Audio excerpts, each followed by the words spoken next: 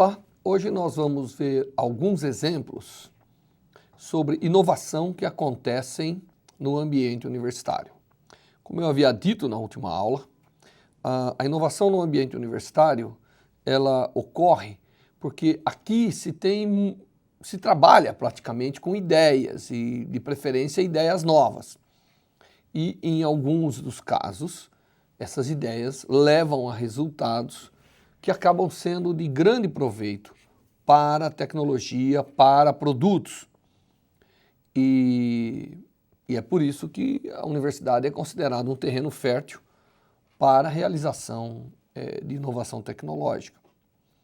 Então eu vou dar hoje alguns exemplos nessa aula que são coisas que acontecem. Não tinha indústria associado aos exemplos que eu vou dar. São resultados de pesquisas que acabam por bater em determinadas inovações tecnológicas. A Universidade de São Paulo tem um elenco de muitas unidades de pesquisa em várias áreas do conhecimento. E, obviamente, em todas essas áreas do conhecimento acontece um processo parecido do que eu vou mostrar para vocês. Eu selecionei alguns casos que estão mais na área de ótica, mais na área do uso de luz, de LEDs, porque é uma coisa moderna, uma coisa que está em moda, mas, em princípio, isso acontece, né, em todas as áreas do conhecimento e nas várias unidades da universidade, tá certo? Então eu vou começar, eu selecionei alguns exemplos e se sobrar tempo a gente pode falar de alguns mais. Bem, o primeiro exemplo que eu queria mostrar para vocês, ele diz respeito ao uso do LED. Como vocês sabem, o LED é um dispositivo para se fazer luz diferente dos dispositivos que a gente conhece normalmente.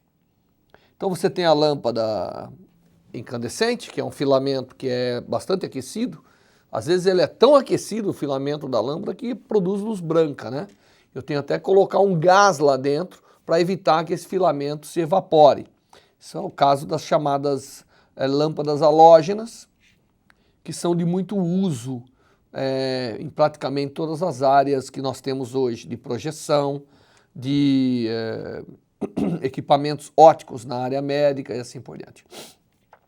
Então, muito bem, o LED é um dispositivo que até outro dia ele se dava ao uso em painéis, né, só para indicar que alguma coisa estava ligada ou não, e pertencia à pesquisa da universidade. Os institutos de pesquisa e muitos laboratórios internacionais pesquisavam de forma bastante intensa como tirar o máximo de luz possível dos dispositivos LED. Ele é, como eu disse, uma concepção nova, é uma junção de materiais semicondutores que, quando se passa a corrente, o elétron ganha uma energia extra que devolve na forma de luz. É assim que funciona a junção de semicondutor que dá origem ao LED, ao emissor diodo. Então, os LEDs, eles constituem um campo de pesquisa muito intenso e, mais recentemente, se conseguiu fazer, inicialmente nos laboratórios, depois nas empresas, LEDs que são mais eficientes na parte de vista de emissão de luz. Então, nós conseguimos realizar, primeiro em laboratório e depois isso migrou para as empresas, os chamados LEDs de potência.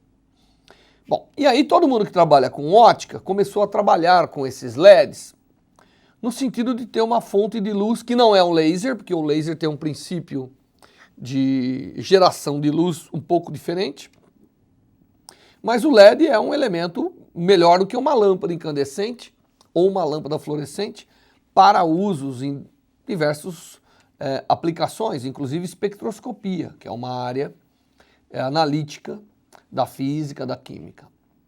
Então todo mundo começou. E nós também começamos. Então um laboratório da Universidade de São Paulo começou a investigar as possibilidades de utilizar a luz do LED para a cura de resinas dentais.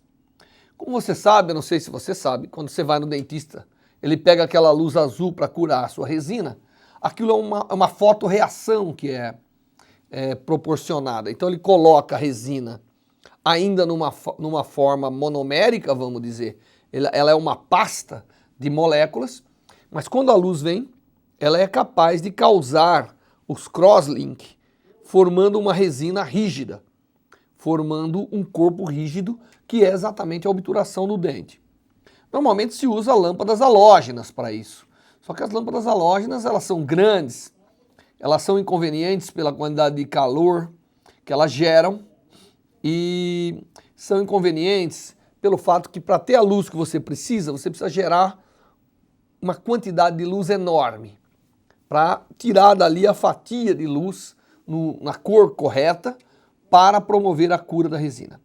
Então nesse slide aqui eu estou mostrando para vocês esse princípio do curador de resina. Em geral é uma lâmpada azul. Até recentemente todo o processo era feito com lâmpadas halógenas. Até que uma aluna da Universidade de São Paulo resolveu fazer um estudo para verificar, mas o LED é capaz mesmo? Ele tem características que são adequadas para se curar uma resina? Aí ela fez um estudo, não tinha empresa nenhuma envolvida, ela só queria ver se aquela lâmpada era adequada para a fotorreação das resinas compostas, no sentido de verificar qual era a resposta da resina composta. Muito bem, como resultado desse estudo, acaba nascendo uma nova forma de você curar resina, que é usando os LEDs. Tá certo? E entre você provar o princípio, quer dizer, o que ela verificou na tese dela, é possível, de fato, curar resina ou com uma luz mais monocromática, uma luz menos, porque o espectro de emissão da luz halógena é bem largo e do LED é bem estreito. A questão é possível, né, a questão que foi colocada para ela na tese dela, é possível você realmente produzir uma fotopolimerização, você ativar o chamado agente polimerizador, que é a canfroquinona na maioria das resinas dentais. É possível você ativar utilizando uma luz, uma fonte de luz de espectro mais estreito? E ela então, a resposta dela foi sim, é possível curar. Aí então, você tinha o que nós chamamos uma ideia promissora, que deveria evoluir para ser uma inovação. Nesse caso, você poderia ter procurado imediatamente uma empresa e falado, olha, eu tenho aqui essa, aliás, foi tirada uma patente. A história dessa invenção na Universidade de São Paulo é interessante, porque foi tirada uma patente, foi a primeira patente, depois essa patente foi derrubada porque a aluna tinha apresentado a sua tese num encontro da Sociedade Brasileira de Pesquisa em Odontologia vários meses no começo da sua tese, né? Então isso inviabilizou um pouco ter a patente, e a patente acabou sendo anulada, mesmo após emitida a carta patente, por um grupo de empresas, incluindo algumas multinacionais. Bom, mas isso não vem ao caso, mas serve de alerta que às vezes, quando se faz inovação na universidade, você tem que estar um pouco preocupado com isso, porque senão isso realmente, o valor da propriedade intelectual embutido naquela invenção, ele pode ficar diluído ou desaparecer se isso for anunciado com muita antecedência. Bom, mas provado esse princípio, aí então você tinha que falar, aí veio a segunda pergunta, mas isso serve para fazer um curador de resina de fato? Porque uma coisa produz os crosslinks, produz a ligação, a polimerização da resina. A outra pergunta serve para ser um curador? Porque quando você vai fazer um curador, como eu estou mostrando aqui nessa transparência, existem alguns requisitos. Não é apenas o primeiro. O primeiro requisito é o comprimento de onda, que é a cor da luz que você está usando, tem que estar dentro do chamado espectro de excitação dos iniciadores, que são os agentes que causam a polimerização. Essa primeira pergunta ela respondeu na tese, mas para saber se isso aí viraria um produto, teria que se responder as outras perguntas. Tá certo? Então, não é só se o comprimento serve. Ele tem uma potência, ele tem uma quantidade de energia que é possível ao profissional promover a cura daquele pequena porção de resina num tempo curto, em 30, 40 segundos, porque se o dentista tiver que ficar segurando 2 dias para curar, isso não é prático. Então tem essa segunda pergunta, né? Se ele é capaz de emitir uma intensidade necessária para produzir a maior conversão de monômeros em polímeros. Monômeros são moléculas individualizadas que, quando se ligada, tem uma transparência que eu vou mostrar, forma o polímero. Muito bem. Outra coisa, a fonte, essa fonte de luz que nós estamos tentando usar, tem que ter uma vida longa. O dentista não pode usar e ser descartável, ele tem que ter esse aparelho à sua disposição por mais tempo. Outra coisa, não pode transferir calor excessivo para o tecido dental. Calor excessivo no tecido dental causa dano à polpa dental. Não é isso? Então, o LED que ele estava usando não poderia emitir calor, não é? Na verdade, emitir radiações que se convertam muito em calor. Toda energia que sai do LED deveria estar sendo convertida em energia química para polimerização. Nada para aquecer muito a estrutura dental na qual a resina está colocada. E finalmente tem que ser de fácil uso e manutenção. E higienização, se for aplicado num ambiente odontológico. O dentista tem que ser capaz de limpar toda hora. Bem, aí então se começou uma série de estudos, veja. Para responder essas perguntas, se começou uma série de estudos em cima do tema. Não tem empresa envolvida até o momento. A ideia toda é responder as perguntas do ponto de vista científico. Então essa curva mostra, por exemplo, o espectro de uma lâmpada halógena, que é esse espectro mais largo, e lá dentro, aquele espectro que está indicado por uma flechinha é o LED. Ele é uma porção pequena dentro do espectro da lâmpada halógena, que é normalmente utilizada para a cura de resinas. Bem, respondida essa pergunta, aí então se começa a fazer uma prova um pouco mais intensa, que é utilizar a resina. A resina normalmente é composta de uma parte com epóxi, uma parte que tem a carga, porque ela tem que ter resistência mecânica, ela não pode ser um plástico flexível, né? Mas aí você começa então a fazer as perguntas. Será que aquela resina que se usa normalmente, a carga que se coloca, que é um material não é polimerizável, em geral um óxido, alguma coisa que tem dureza para dar rigidez, será que ele atrapalha, não atrapalha? Então você começa os ensaios. Você começa a comparar quanto de energia você vai ter que dar. Aí você começa então um trabalho que é um tipo de uma engenharia que tem que ver o seguinte: mas o que eu tenho de tecnologia agora já está pronto para o produto? Bom, se não tiver, a gente vai e faz a patente ou protege intelectualmente o princípio. Mas até aí não é ainda uma inovação tecnológica. Para ser inovação, você tem que provar que tem os ingredientes. A tecnologia da produção do LED já chegou ao ponto de se poder promover essa fonte de luz como um aparelho de fato. Bom, essa aqui é uma transparência que mostra como funciona a polimerização. Você tem as cadeias poliméricas que são formadas, mas aí é necessário que elas se liguem umas às outras, não é? Para que essa ligação produza algo rígido, né? Senão essas cadeias começam a se deslocar uma em relação às outras.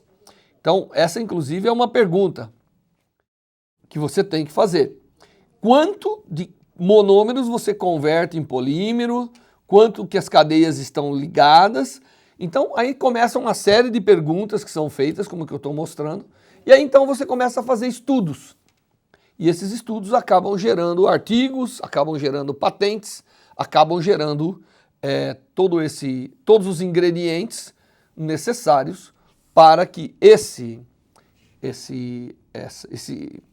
novo conhecimento de fato vire uma inovação. Nesse gráfico que você está vendo, é que a gente vai aumentando a intensidade da luz fornecida e o grau de conversão das moléculas em polímeros, em cadeias, que é de fato o que você quer, chega a um ponto, né? Então você pode ver aqui que você vai aumentando, chega num ponto que satura praticamente.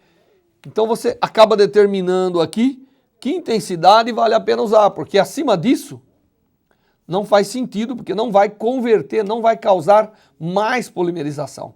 Tudo isso até agora é um estudo, né? Você vê que você já saiu da ideia, já provou o princípio, e agora você está naquele ponto que, deixa eu provar que de fato fazendo um protótipo, basicamente, tá certo? E para fazer esse protótipo, você tem que ir lá, como mostra nesse slide, preparar um dente, fazer uma série de estudos nesse dente, comparar com aquilo que você tem da melhor tecnologia, para verificar se de fato aquilo está tudo, tem todos os ingredientes que de fato vão promover a formação de um novo produto no mercado. Feito todo esse estudo, bom, tá bom, temos todos os ingredientes. Tem a patente, que depois foi anulada, mas de qualquer maneira, agora então a inovação na universidade foi completada. Se você quiser dar o passo seguinte, não dá para ser no ambiente universitário. Você tem que procurar uma empresa. Esse é um exemplo de inovação tecnológica que no princípio ninguém acreditava. Foi feita a inovação, foi feita a patente e o pessoal jurava que jamais, né, a lâmpada halógena seria substituído. Onde se viu aquela pontinha que emite luz vai substituir esse equipamento aqui que pesa 2 quilos e que emite a quantidade de luz necessária para a cura dental e tudo isso? Bom, e aí então começa, quando a universidade está nesse ponto, começa algumas etapas de sucesso e insucesso de relacionamento.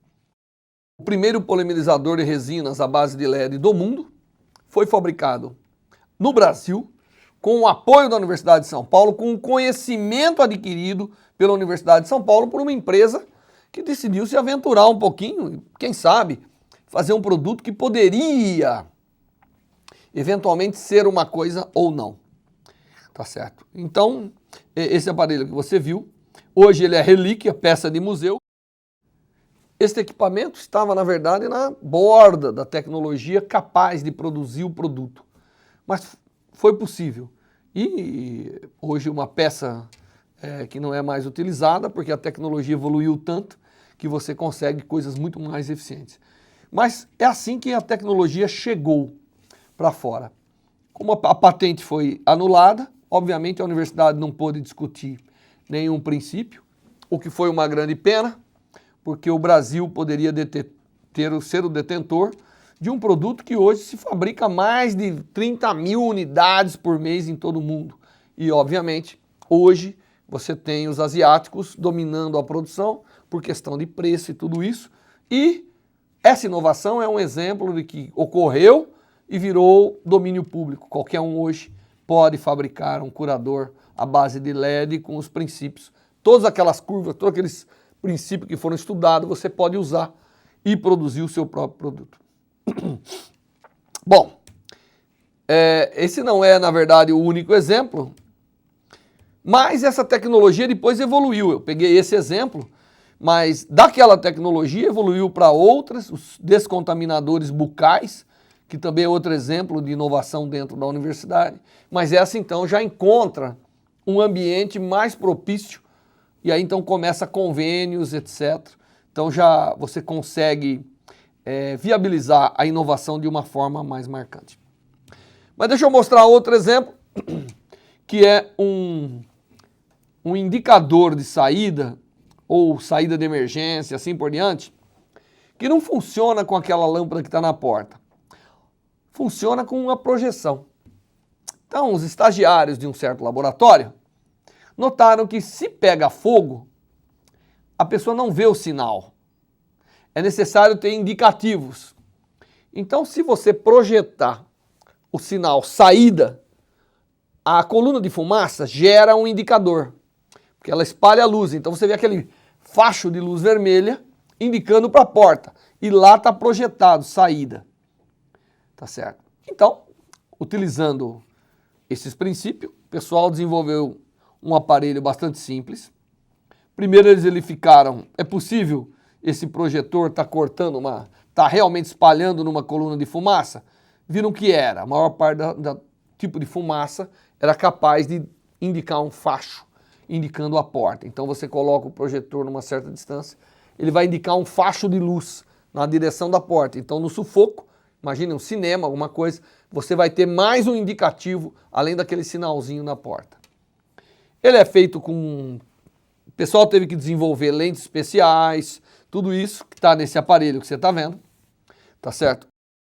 Isso aí depois evoluiu para um sisteminha assim, e ele colocado no teto, isso que você está vendo aí, projetando saída, né, ou lá em cima saída também, é o projetor, é um mini projetor, né? Na verdade é uma coisa que tem mais ou menos o tamanho aqui da minha mão, ele cabe na minha mão assim, e ele é colocado no teto e produz o facho de luz, que você não vê e que normalmente, se não tem fogo nem fumaça, você normalmente vê estampado na porta, na parte de cima da porta, como está indicando no slide, saída, né?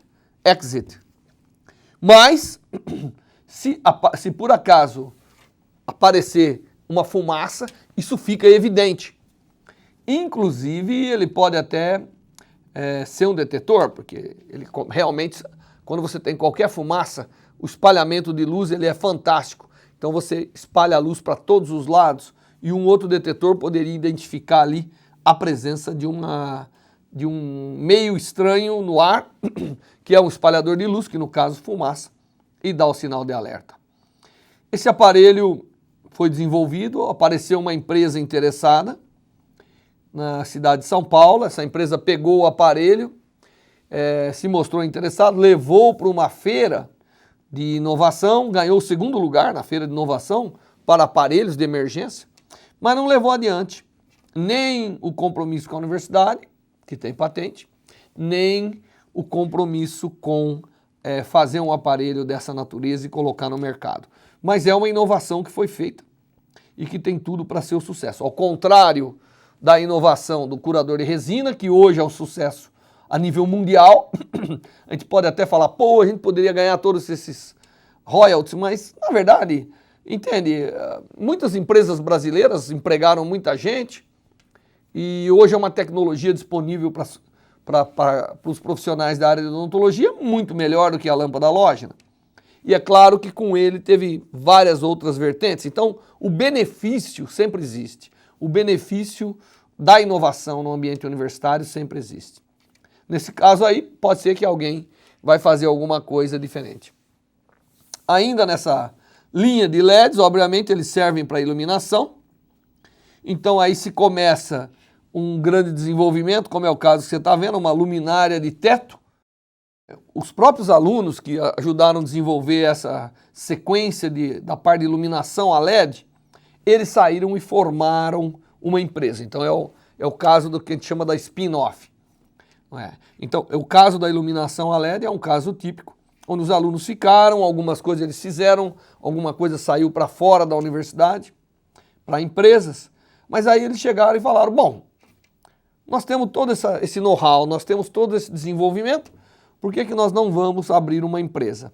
E é assim que nasce uma das empresas da área de iluminação a LED aqui na região, desenvolvendo e tendo toda essa tecnologia, essa inovação, que começou a ser desenvolvida, na verdade, no ambiente do laboratório, no ambiente universitário. O desdobrar disso são outros projetos. Por exemplo, muita gente talvez tenha visto, saiu na televisão, o chamado semáforo plano. Esse é um semáforo que tem uma concepção diferente, tá certo? Ele é um semáforo que funciona com alguns LEDs e uma lente plana capaz de distribuir uniformemente a luz. O projeto foi feito pelos mesmos alunos que continuaram.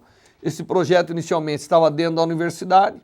O desafio era fazer uma placa plana, quer dizer, quanto que eu consigo esparramar melhor possível e mais uniformemente a luz do LED agora numa superfície. A ideia era fazer outras aplicações para outras coisas, iluminar placas de bactéria, esse negócio todo. Mas aí o pessoal falou, pô, aqui eu tenho tudo para produzir um semáforo plano. E aí foi produzido um semáforo plano.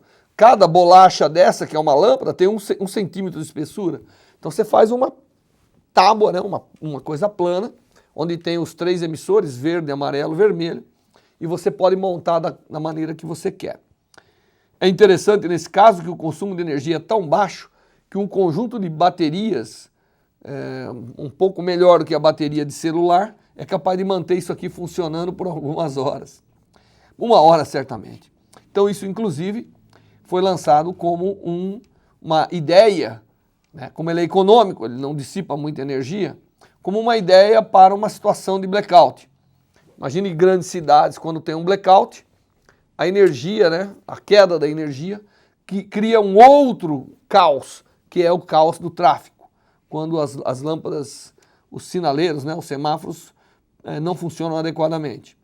Então, esse sistema permitiria manter esse funcionamento. Obviamente, o que aconteceu com esse projeto? Esse próprio bando de garotos que formou uma empresa, levaram essa tecnologia também e agora ampliaram, fizeram um projeto com FAPESP e tudo isso e acabaram então tendo uma tecnologia que agora estão negociando com grandes empresas. Então, os exemplos que eu selecionei são exemplos que você vê são distintos. Um nós fizemos, tivemos a patente, gerou um grande produto e a patente foi cancelada. Um outro, geramos, muito bonito, não gerou uma patente, mas ficou parado. O outro, as empresas, na verdade, gerou patentes, mas nasceu uma spin-off, que leva essa tecnologia e faz coisas novas. E aí começa a fazer coisas que, como subproduto, capaz de pegar ideias na universidade, converter em possíveis inovações tecnológicas para o mercado, já começando a negociar com grandes empresas. Não é? São exemplos, mas tudo isso nasceu, na verdade, no ambiente acadêmico. Não havia uma parceria ainda estabelecida com o setor produtivo. Esse exemplo do semáforo plano é um exemplo muito interessante que deverá gerar muitos benefícios por aí. Bom, esse aqui, você vê, aí nasceu a necessidade de fazer um convênio. Uma empresa nos procurou para fazer aí já saiu um pouco da inovação produzida apenas para a universidade, mas como subproduto da inovação que foi produzida na universidade, a empresa viu esse negócio, a universidade está preocupada com esse negócio de luz, veio aqui e procurou para a gente desenvolver um retrofit que você poderia substituir a lâmpada comum com LED no semáforo atual, porque isso daria vida mais longa e assim por diante. E aí foi feito, mantendo a mesma luminosidade, o mesmo brilho do semáforo, aliás, até melhor, sem aqueles anéis escuros que vêm de interferência do fato de você usar essas lâmpadas de filamento. Então foi produzido um retrofit por uma empresa que chama Meng, da cidade de São Paulo, e isso aconteceu então já numa procura, né? Mas ainda advindo de uma inovação que a universidade produziu sem saber se haveria clientes para utilizarem aquela inovação. Finalmente eu quero falar um pouco de uma inovação que ainda está nos seus estágios iniciais, que é a parte de relógio atômico. Um relógio atômico é um dispositivo ultra preciso, que consegue medir tempo com uma precisão muito grande, e ele é utilizado hoje em telecomunicação, em satélite, GPS e assim por diante. Então, hoje em dia, é praticamente impossível você fazer inovação tecnológica sem ter relógio atômico. Mas para construir um relógio atômico, você precisa ter físico atômico, você precisa saber quem entende de laser, quem entende de metrologia, quem entende de comparação de instrumentos. Bom, o que nós fizemos foi ter um projeto de relógio atômico, construir o primeiro relógio atômico da América Latina, construído, provado, tudo isso. Aí então se começa agora a outra etapa, mostrar que é possível que você tenha os ingredientes necessários para produzir um relógio atômico de alta precisão. E essa inovação existe, a universidade domina, e aí começa a ter interesse de outras empresas, como essas que eu listei aí, tá certo? De outras empresas que estão interessadas na tecnologia de micro-ondas, na tecnologia ótica, na tecnologia de padrões de tempo e frequência. Então, se você olhar nesse slide que eu coloquei o nome de duas empresas aí, que têm interesse sim em pegar um pouco dessa tecnologia que está sendo desenvolvida em relógio atômico e levar para o mercado. Existem muito poucas empresas que dominam a tecnologia. Aqui, a inovação não é o produto, porque já existe relógio atômico. A inovação é as pessoas que você produziu. Elas são capazes de produzir uma coisa. Se o Brasil resolver fabricar relógio atômico sem a formação de recursos humanos, ele não tem como. Quem que sabe como funciona, quem que sabe como fabricar cada componente, quem que sabe como botar todo mundo junto E quem que sabe como avaliar o que produziu? Então isso veio de gerações de estudantes que foram formados, mas infelizmente o mercado está tão, ou felizmente, né? O mercado está tão ávido dessas pessoas que até agora não se conseguiu formar um grupo que forme uma spin-off capaz de transformar o relógio atômico num produto nacional, num produto de inovação nacional. Aqui eu estou colocando um outro exemplo, que é um microscópio. É um microscópio interessante esse microscópio. Ele é capaz de combinar as cores azul, vermelho e verde na proporção que você quiser. Então você tem botões no microscópio que permite compor a luz que vai iluminar. Então não é como os microscópios existentes que você põe um filtro e aí você seleciona a luz através de um filtro. Aqui com a tecnologia LED, você produz um aglomerado de LED e você consegue produzir o branco combinando as outras cores, mas você produz na verdade o que você quiser. E como resultado desse produzir a composição o que você quiser, você adquire a capacidade de revelar no exame histológico, no exame da lâmina microscópica, os detalhes que são interessantes. E isso é o que está mostrando nessa transparência. Você está vendo uma imagem com luz branca e uma imagem onde você compôs a luz para revelar adequadamente o que você quer. Essa é uma inovação que foi realizada totalmente na Universidade de São Paulo, foi aplicada a patente, foi publicada posteriormente, seguindo os prazos regulares, numa revista internacional e hoje tem até alguns interesses de empresas internacionais de microscopia olhando o que eu chamo de microscopia com contraste cromático, que é uma dessas tecnologias que foram geradas para ver o quê? Por que alguém estava lá iluminando o microscópio? Para ver melhor suas lâminas. Esse negócio foi montado para a pessoa que está dentro do laboratório ver melhor suas lâminas. De repente ele falou, pô, por que só para mim? Isso pode ser uma coisa de todos. Então essa também é uma tecnologia fresca que deverá ter um desdobramento muito favorável. Bem, eu dei alguns exemplos de como acontece no ambiente acadêmico a inovação que chega até um final, claro, porque aquelas só são ideias, obviamente eu não computei aqui nessa minha apresentação breve. Na próxima aula nós vamos ver agora o desenvolvimento quando tem parceria. Porque quando eu gero tecnologia na universidade, eu gero patentes, eu gero documentos, ela fica agora à disposição da sociedade, não é? Ou gera uma spin-off com estudantes técnicos e assim por diante que vão realizar aquilo. Quando a gente realiza parceria, então já tem um parceiro potencial para absorver o conhecimento, para absorver a inovação já presente no ato da sua realização. Então na próxima aula a gente vê projetos que são em cooperação com empresas. Até lá.